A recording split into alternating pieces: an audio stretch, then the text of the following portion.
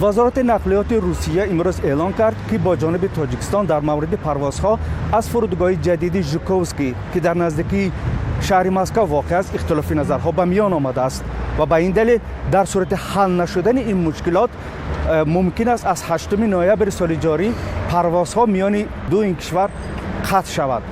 وزارت نقلیات تاجیکستان وجود مشکلات با وزارت نقلیات روسیه را تایید کردند. رحمان یوسف عظیم سردار ریاستی اویاسیون گراجدنی وزارت نقلیات تاجیکستان با آزادی گفت که این مشکلات اساساً در نظر نگرفتن منفعت‌های شرکت‌های هوایی تاجیکستان به میان آمده است.